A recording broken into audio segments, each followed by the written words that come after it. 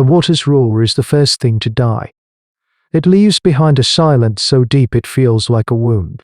The clan, a small band of Australopithecus, huddles on a ledge of rock slick with mud and the memory of the flood. Below them, the canyon floor is a ruin of shattered trees and churning brown sludge. Above, the walls are sheer, layered clastic sediment climb so high they seem to hold the sky captive. They are alive, but they are trapped. This is life million years ago, a frantic scramble from one moment of terror to the next. Kael, the old male with a map of scars across his brow, sniffs the air. It is clean, washed of all scent save for whetstone and ozone. For a moment, there is relief. The Allosaurus that drove them from the plains is gone, swept away as they fled. Then, a new sound threads through the quiet. It is the whimper of a youngling, lost and afraid. It echoes strangely, seeming to come from the left, then the right. OYN, a young mother whose own child clings to her back, rises instinctively. Her head whips from side to side, her brow furrowed with a desperate, maternal need. Kael puts a hand on her arm. His grip surprisingly strong. He shakes his head once, a slow, deliberate motion. His eyes are not on her, but on the shadowed crevices that pockmark the canyon walls. The whimpering continues, a perfect imitation of distress. Yet there is a coldness to it, a precision the panic of a real child lacks. The sound shifts, becoming the sharp cry of a gallimimus, the signal for a panicked herd. Several of the younger males rise to their haunches, their minds already tasting the possibility of a trap. Easy meal. Again, Kael silences them with a look. He is the keeper of their memories, the living archive of their survival skills. He has seen more suns rise and set than all of them combined, and his instincts scream that this new place is wrong. The sounds are bait. The silence is the trap. This is a truth few chroniclers of the prehistoric world ever grasped. The most dangerous dinosaurs are not always the largest, but the most clever. A stone clatter rests down the cliff face opposite them. It is O2, a brash male who has ignored the elder's warning, inching his way down towards the canyon floor. Drawn by the phantom call of the injured prey, he moves with the confidence of a hunter who believes he is not the hunted. The gallimimus cry comes again, closer now, seeming to emanate from a thicket of giant ferns just ahead of him. Oti grins, his grip tightening on his sharpened stick. He takes another step, and the sound stops. The silence that follows is absolute, and then, from the rocks above and behind him, a different sound. A soft, dry rustle, a single, sharp click, like a bone snapping. Oti looks up. He has time for one wide-eyed moment of realization. The attack is a blur of sickle claws and teeth, a flurry of motion from a creature that erupts from the rock itself, perfectly camouflaged. It is over before Otis' warning cry can fully form. The hunter, lean and feathered, is gone as quickly as it appeared, dragging its prize back into the shadows. The only thing left is a spreading stain on the wet rock and the echo of a forgotten sound. The clan watches, paralyzed. They are not alone. They are in a larder. Panic is a contagion. It ripples through the huddled group. A tremor of bared teeth and wide eyes. A young female begins a low, mournful wail for her lost mate. Before the sound can gather strength, Kael is on her. He doesn't strike her, but his hands cover her mouth, his eyes locking onto hers with an intensity that is more terrifying than any blow. He holds her until the wailed eyes in her throat, replaced by ragged, silent sobs. He releases her and turns to the clown. He places a single, long finger vertically against his own lips. It is not a suggestion, it is a law. This moment marks a brutal pivot in hominid history, a point where the instinct to cry out in grief or fear becomes a fatal liability. The first day under the new silence is a special kind of hell. A child, startled by a lizard, lets out a short, sharp cry. Instantly, from a fissure high on the canyon wall, the cry is repeated, perfectly mimicked. but with a predatory questioning lilt. The mother, "Oh, why in?" smothers her child against her chest, her own heart hammering a frantic rhythm. Kael watches, his face a mask of stone. He sees the hunter's method now.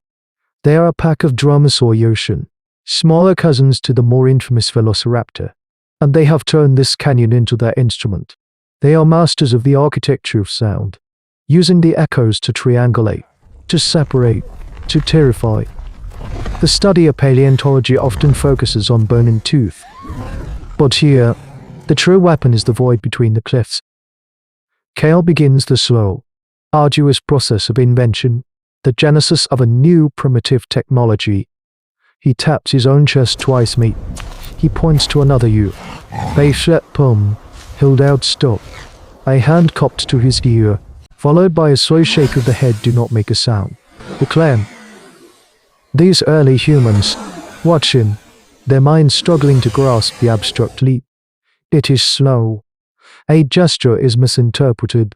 Frustration builds. But fear is a powerful teacher. When a falling pebble mimics the crack of a bone, and every member of the clan instinctively freezes, Kael knows they are beginning to understand. They are learning the language of silence. He spends the daylight hours observing, a living piece of anthropology in motion. He watches how the wind whispers through certain crevices, how a rockfall on the far side produces a delayed echo on their own. He begins to map the canyon not by sight, but by sound. The hunters are overconfident. A feathered head peeks from a ledge, a glint of an intelligent eye. They believe their prey is simple, predictable. They do not understand foresight. They do not understand that the hominid mind, once set upon a problem, is a relentless engine. While they practice their mimicry, Kael is studying the deep groans of the rock, the precarious balance of the scree slopes above. He holds one of his ancient tools, a heavy stone, and feels its potential not as a weapon to be thrown, but as a key to unlock a different kind of rule. The plan is a silent prayer spoken in the language of hands. Kael gathers the strongest of the clan at the base of a vast scree slope, a crumbling wall of loose rock held in place by a few precarious, ancient keystones. He uses gestures to paint the picture the clan will split. The majority, led by Orion, will press themselves into a deep alcove on the far side of the canyon. Kael and two young, powerful males will climb. Their target is the overhanging ledge that holds the delicate balance of the lithic slope in check. They carry their few possessions, sharpened sticks. A heavy club fashioned from a triceratops horn core, a piece of austere Odontoceatic ingenuity, and fist-sized stones for hammering. This is not a hunt or a fight. It is an act of geological warfare, a turning point in human evolution. The ascent is agonizing. Every grip is a gamble. Every shifted pebble a potential death sentence. Below, the hunters are aware something is happening. A feathered head peeks from a crevice, emitting a questioning, bird-like chirp. The clan in the alcove holds its breath, becoming part of the stone. They are no longer just prey, they are participants in a plan. Their stillness a weapon in itself. Kael and his team press on, the silence stretching taut. They reach the ledge. Below them, the world is a dizzying drop. The keystones are thicker than they look, ancient and stubborn. The two males begin to hammer, their blows muffled by reps of hide. It is slow, brutal work. Chips of rock rain down, a dangerous Morse code announcing their presence. From the canyon floor, a series of sharp clicks echo. The hunters are communicating, converging on the source of the sound. Time is running out. Kael looks down, sees the pack gathering directly below the scree slope. They are looking up, their intelligent eyes filled with predatory curiosity, heads cocked as they try to decipher the strange new noise. Kael makes a choice. The quiet work is too slow. He signs to the two males, "Go. Now, run." They hesitate, their loyalty warring with their survival instinct. He shoves them, his face a mask of command, and they scramble away along the ledge. Kael is alone. He looks down at the pack of prehistoric animals, and at the keystone. He takes his own heavy stone, a tool he has carried for years, and he lets out a roar. It is a lifetime of fear and fury, a sound torn from the very dawn of ancient humans. It is a challenge. The Dromaeosauridae below answer with a chorus of enraged hisses and shrieks, their acoustic discipline shattered by this act of defiance. As they surge towards the cliff base beneath him, Kael raises his rock and brings it down with all his strength. The keystone cracks. He strikes it again and again. A deep groan echoes through the mountain. The ledge beneath his feet shudders. With one final, desperate draw, he throws his entire body against the stone. It gives way. The world dissolves into a cataclysm of sound. An avalanche of rock and thunder that drowns out all thought, all fear.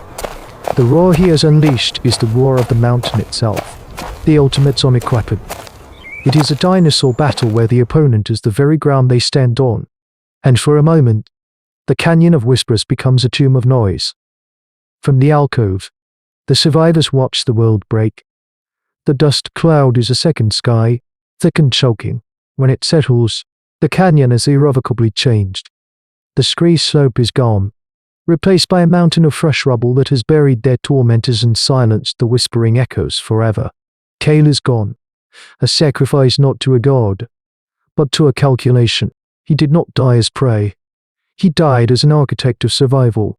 They emerge from the dust not as the same creatures who were chased into the trap. They are quieter, their eyes constantly scanning, their hands already forming the ghost shapes of a silent language. They have learned the most profound lesson of this prehistoric world, that the greatest strength of Homo sapiens' ancestors was not in the tooth or the claw, but in the mind's ability to see a weakness in the community's will to exploit it. They faced an enemy that wielded sound, and they answered by commanding a greater sound, the voice of the earth itself. How many such desperate gambles, how many unrecorded acts of brilliant, sacrificial logic are buried in the bedrock of our own instincts. Their flight from the canyon is not just an escape, it is the beginning of an ascent. A quiet declaration that the age of monsters would one day have to reckon with the audacity of a thinking mind. This has been an alternate prehistory survival chronicle. We listen for the echoes in the stone, for the stories that sleep in our bones. But the high plains offer no safety, only a different kind of hunger, written in footprints the size of boulders.